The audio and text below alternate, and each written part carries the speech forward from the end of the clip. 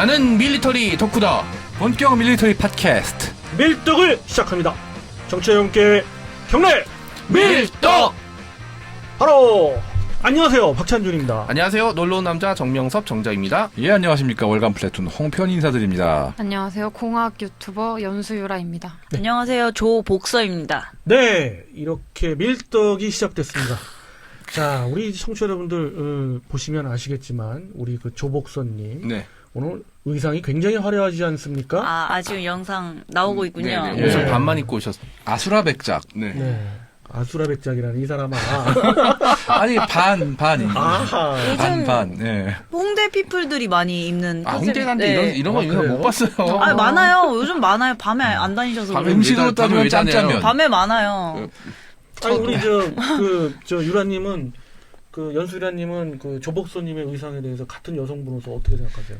저는 사람을 잘 만나지 않고 집에서 게임만 하기 때문에 이런 옷을 입고 다닙니다. 편하게. 네. 아니, 이 편하니까. 세일러복이 한국에서 나온 저희 때문에 나름대로 밀떡으로서의 리스펙을 진짜 아무튼 확실한 건 준비를 하고 나셨어요. 무슨 저기 배로 시작하는 게임이라든가 뭐 그런 배? 배가 나오는 게임, 배가 나오는 게 군함이 나오는. 순간적으로 배를 봤잖아. 월드 어떡할 거야. 워십이나 난 또 그런 그 거 말씀하시는 병람 뭐 이런 건 줄 알았네요. 병람한 거. 아니면 뭐 칸 뭐. 이렇게 반가운 얼굴들 두 네, 네. 분이 같이 해서 네, 우리 네. 밀떡이 시작됐는데요. 이번 시간은 그 한 주간 네. 또는 그 전 주간의 네. 이슈에 대해서 그렇죠. 한번 네. 같이 얘기해보는 네, 시간을 네. 가져보도록 하겠습니다. 우선 그 홍 편집장님 어떤 뭐 예. 이슈가 있을까요? 아마 이미 아시는 분들이 많을 텐데 특급 전사 논란입니다.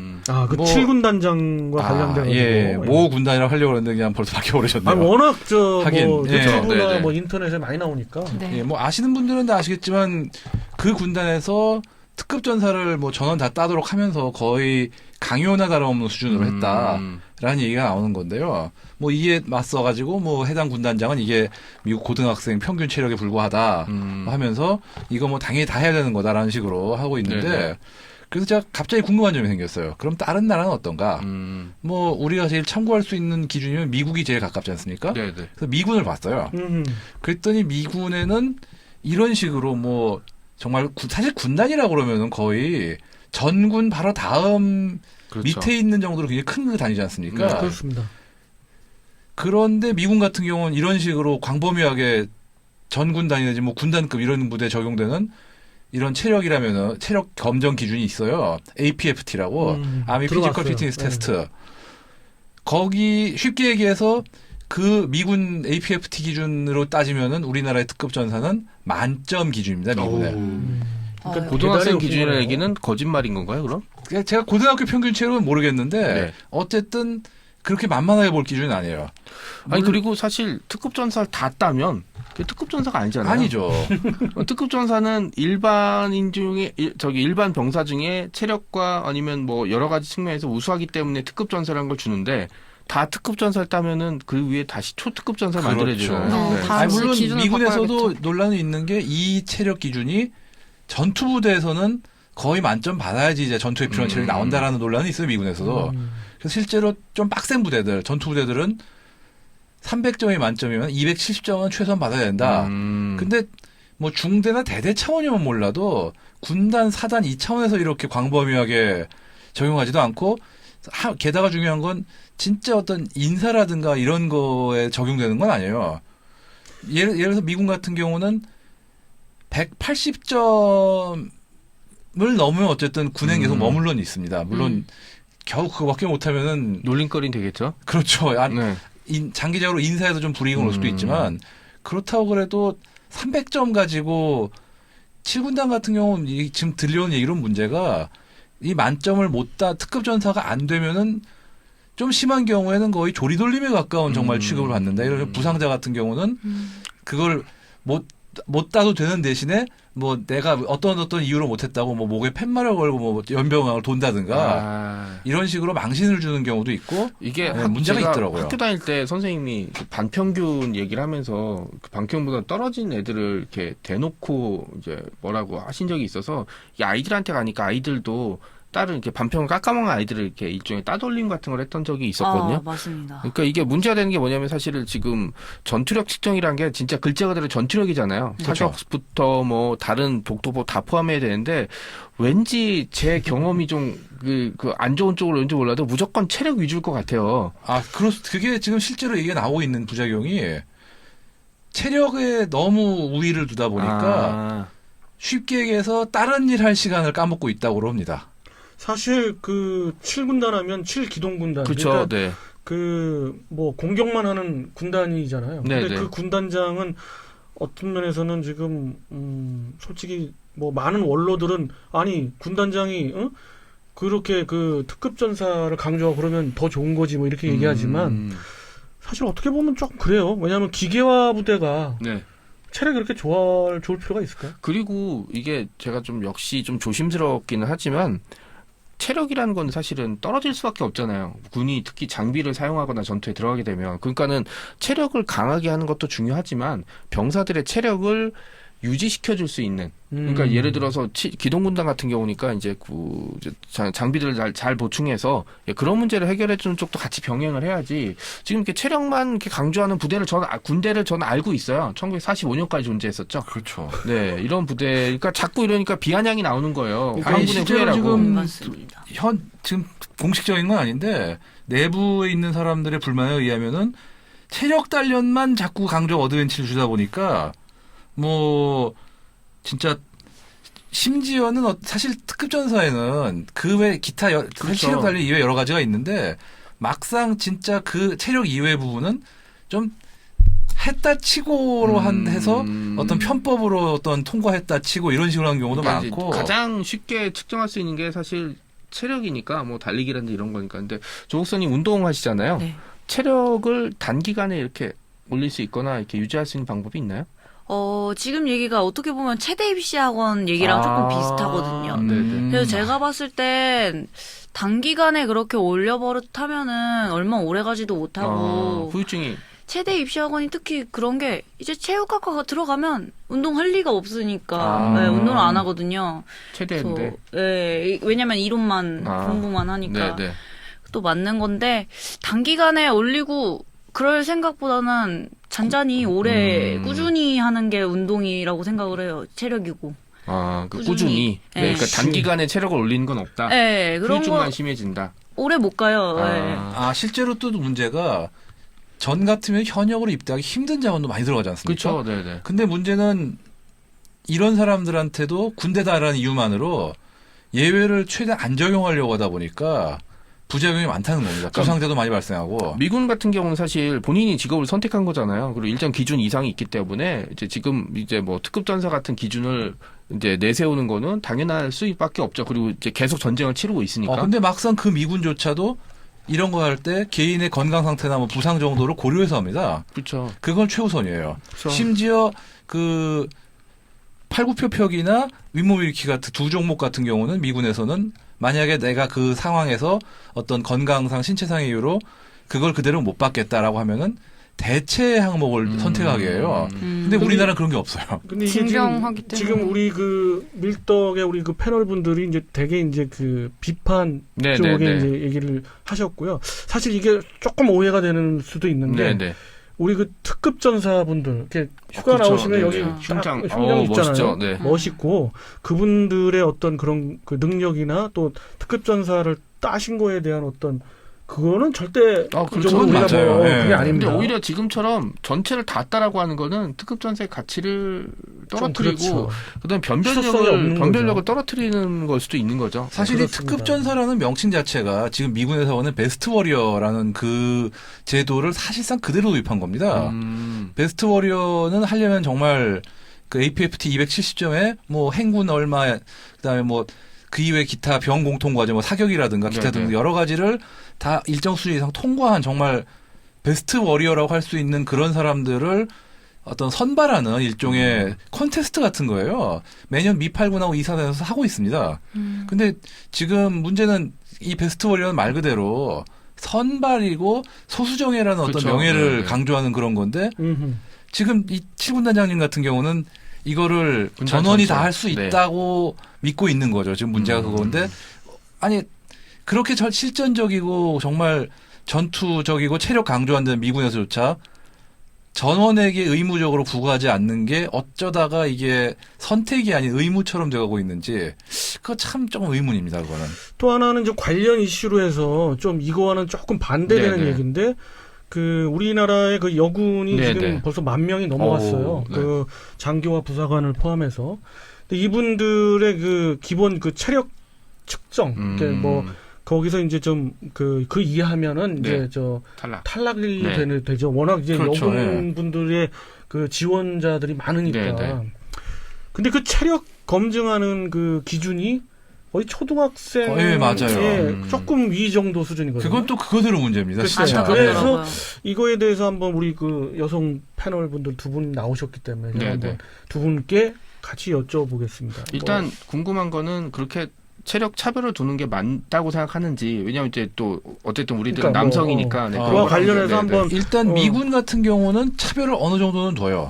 근데 그렇다고 우리나라 같이 그렇게 심하진 않습니다. 맞아요. 그렇습니다. 그걸 뭐 한 7, 80% 정도? 제 네. 기억이 맞다면은? 홍 필장님 그걸 한번 여군한테 한번 들어보죠. 아, 예, 예. 네. 우리 저기 연수유라님. 연수유라님. 네, 일단 이 기준 자체가 간호장교 같은 보직에도 그대로 적용이 되는 건지 아니면 또 다른 건지. 네, 맞습니다. 그러면은 맡은 임무가 무엇이냐에 따라서 달라야 한다고 저는 일단 생각을 합니다. 아주 아까 합리적인- 특전사 네네네. 얘기 근데 말씀하신 그게 것처럼. 여경도 그렇고 지금 군인도 그렇고 여경은 이제 그것 때문에 그렇다고 그러더라고요. 몸 쓰는 일이 별로 없어서 초등학생처럼 그렇게 하는 거다. 시험 내용이 이런데 몸 쓰는 일이 엄청 많고 체력이 좋아야 되거든요. 근데 여군도 솔직히 그런 초등학생 같이 하는 거는 좀 아니라고 생각합니다. 기준을 좀 네. 올려야 된다. 그렇죠. 네, 네. 똑같은 보직을 맡는다면 아무래도 똑같이 해야 된다고. 오히려 생각을 여성분들이 볼 때는 좀 이렇게 여성 차별 같은 정도의 너무 낮은 그런 기준인 것 같고 두 분의 의견도 비슷하면서 우리 그 연수이라님은 그 보직에 보직에 맞게. 맞게끔 좀 네. 디테일하게 체력 음. 그 기준이 있어야 된다. 체력 측정 기준이 있어야 된다. 우리 또 조복서님은 기본적으로 여성이라고 해서 그래서 안 된다. 핸디캡을 너무 많이 너무 주는 많이 것 준다. 같아요. 네, 아. 저도 피해를 입는 게 이제 래프팅 뭐 남자가 하는 일을 저도 하는데 스포츠를 했으니까 일단 여자는 하지 마라 이것부터 시작을 해요. 뭐를 무거운 거 들 때는 뭐 일할 때는. 그런데 나중에 저를 욕하잖아요. 왜냐면 똑같이 일을 하는데 왜 여자는 우리가 더 일하는데 여자도 똑같은 돈을 받냐 뭐를 이거예요. 똑같이 받냐. 남자들이 항상 그거 불만 올해도 갖고 있고 작년에도 갖고 있었어요. 항상 일하면서. 그래서 그럴 거면 기준을 아싸리 똑같이 하고 여자를 그냥 쓰지 않는 편이 좋을 것 같아요. 저는 그것 때문에 불만이 한테도 많고 여군한테도 많은 거거든요. 요번에 그 논란이 있으면서. 네네. 그럼 이제 이번에는 이 이슈에 대해서 우리 그 성이 다른 남성분의 얘기를 한번 들어보죠. 홍 필장님 아까 뭐 말씀해 네네. 주시고 일단 뭐 병과마다 보직마다 어허. 일단 체력 그 성별에 따라서 체력 기준이 좀 다를 필요가 있긴 있지만 그렇다 그래도 최저 기준은 어느 정도 있어야 된다고 보거든요. 그렇죠. 실제로 미군 같은 경우도 공통 기준 성에 같은 따라서 거, 다르긴 네. 하지만 어쨌든 남성 기준으로 대략 70% 정도는 잡습니다. 60% 정도 보는 것 같네요, 얼추. 그리고 이 기준으로 해서 여자도 180점은 무조건 따야 된다. 이렇게 되는데 예를 들자면은 미니멈이 여자 같은 경우는 2분 동안 그러니까 17세에서 26세 사이면은 한 19번에서 17번은 최소한 푸시업을 해야지 되고 그다음에 뭐 윗몸 일으키기는 남녀가 기본적으로 같고요. 기준이. 그다음에 2마일 그러니까 3.2km 달리기 같은 경우도 여자가 조금 느리긴 한데 어쨌든 중요한 거는 횟수나 시간 같은 좀 차별이 돼 있어. 기준은 똑같아요. 예를 들면 팔굽혀펴기를 할 때 우리나라는 여자 같은 경우는 팔굽혀펴기 할 때 좀 더 쉽게 좀 하는 걸로 알고 있습니다. 무릎 대고. 근데 미군은 그런 거 없어요. 무조건 똑같은 그 방식으로 측정을 하는 겁니다. 횟수만 좀 다르게 해줄 뿐이고. 아니 뭐 맨날 미군 거 많이 베꼈으면서 우리는 왜 그거 안 되지? 여자를 한국은 좀 더 우위하니까. 그런 게요. 네. 그리고 물론 여성이라 남성보다 좀 약할 필요가 있다 쳐도 최소한의 기준이 있거든요. 총을 잡고 쏴야 되고 최소한 자기 군장은 자기가 들 줄 알아야 되고 등등. 어느 정도는 보직이나 뭐 병과에 관계없이 군인이라는 최소한의 기본적인 공통적인, 네. 예, 그 갖춰야 될 체력은 있다고 봅니다. 맞아요. 모형 총만 해도 무거운데 그렇죠. 실총까지 들고 군장도 들고. 자, 이번엔 또 다른 이슈 한번 네, 다뤄보겠는데요. 지지난 주가 되나요? 네, 네. 우리 그 아주 그 쇼킹한 그렇죠. 사건이 있었죠. 맞습니다. 우리 정 작가님이 소개해 주시면서 아, 네. 그 판문점에서 트럼프 미국 대통령, 그다음에 이제 문재인 대한민국 대통령, 그다음에 북한의 김정은이 셋이 만나서 이제 그 일종의 정상회담. 뭐 누구는 전화 통화 짧게 할 거라고 했지만 사실은 거의 50분 동안 서로 회담을 했기 때문에 거의 정상회담 수준으로 봐야 될 것 같고요. 네, 이 만남이 있었는데 제가 이렇게 소설가 입장에서 굉장히 위기감을 느낍니다. 아, 네, 이런 거 소설로 쓰면은 너무 2, 3년 전에 셋이서 판문점에 만나 사진 찍었다고 제가 소설을 쓰면 어우, 100% 얘기할 거예요. 야, 아무리 소설가라 그래도 적당히 해.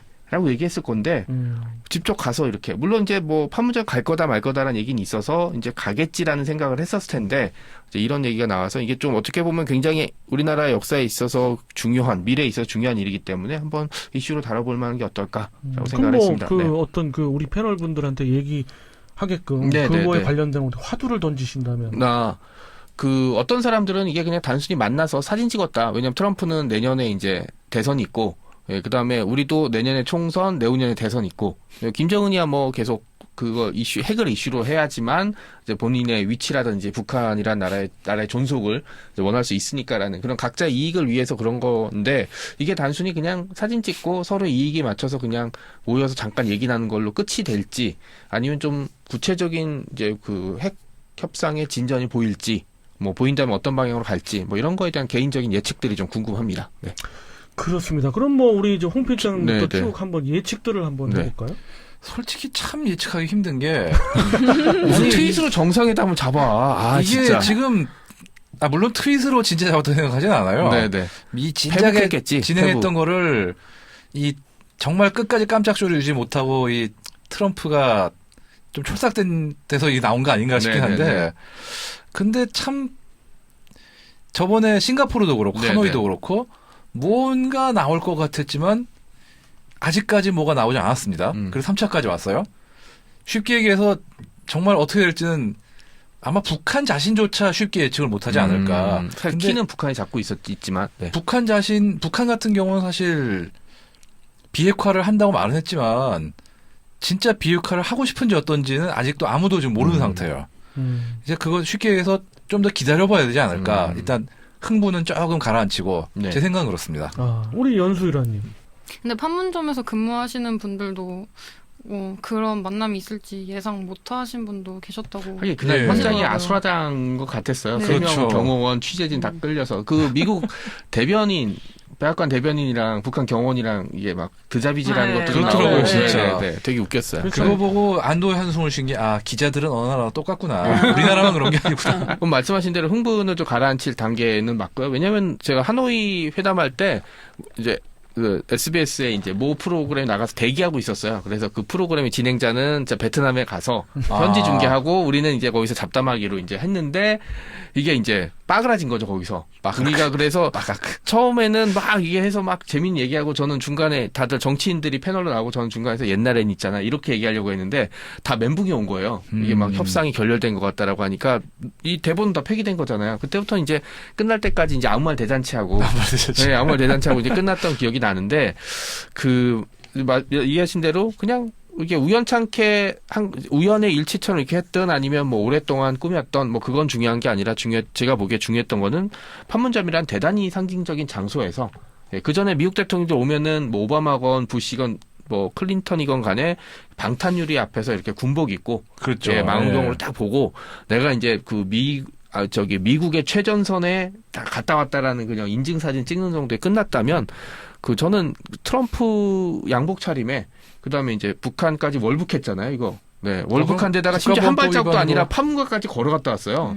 네, 그런 것들이 보여주는 게 일단 사실 일이 되려면 사실 만나서 머리를 맞대고 문제가 뭔지 그다음에 이게 해결 방법이 있는지에 대한 얘기를 해야 돼요.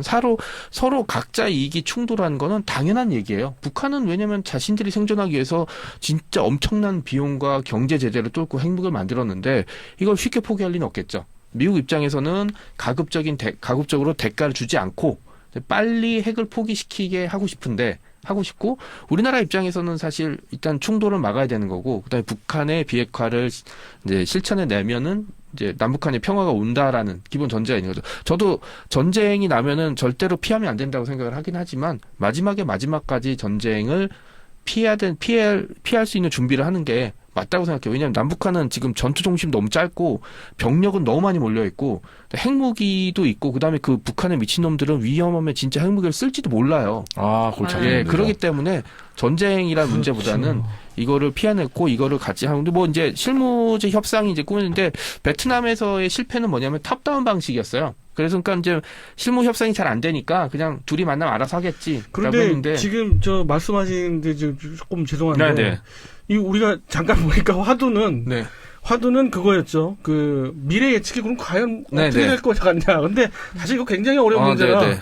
홍 필장님 첫 말씀도 당연히 예측 예측이 불가능하다. 그런데 이제 제가 감히 이제 뭐 정 작가님도 예측을 하실 것 같았는데 이제 좀 그 예측이성 발언보다는 이제 그 정황 네네네. 발언을 많이 해주셔서 그런데 감히 예측을 저 나름대로 해본다면 네네. 결국 그 변화는 이것은 그 백악관 어느 그 여기자의 말처럼 그 정치 쇼로 만난 거죠. 결국 세 사람이 만났는데 그렇죠. 네. 사실은 뭐 어떻게든 뭐 진전이 좀 됐어요. 그거의 그 결과물이 점점 진전되느냐 아니면 여기서 끝내느냐는 전적으로 저는 그 미국의 그 트럼프. 선거 네. 저도 그 얘기하려고 그랬어요. 선거의 어떤 그러네요, 진짜. 그 영향이 분명히 있을 것 같고요. 대한민국의 기조는 뭐 똑같고 지금 현 우리 문정부의 기조는 똑같은 것 같고 거기에 따라서 이제 움직일 것 같아요. 저도 트럼프의 재선 여부에 따라서 왜냐하면 그렇죠. 뭐 지금은 너무 시간이 없어요. 이제 내년에 대선이니까 뭐 대선에 그렇습니다. 지고 만약에 민주당 정권이 들어서게 되면 다 리셋하겠죠. 그러기 전에 이제 그 대선 과정에서 어떤 유불리함이 이제 드러나면서 어떤 전략적으로 저쪽에서 요구하는 것들을 일정 부분 들어줘서라도 수용해야겠다라고 갈 수도 있잖아요. 그리고 제가 생각하기에는 예. 판문점이라는 장소에서 세 국가가 회동을 했다는 것 자체가 약간 중국을 의식한 것도 아닐까 하는 생각이 듭니다. 그거 말 되는 얘기네요. 네, 뭐 어. 일견 저도 상당히 동의하는 편인데 좀 구체적으로 그러면 어떻게 중국의 영향이 있었을까요?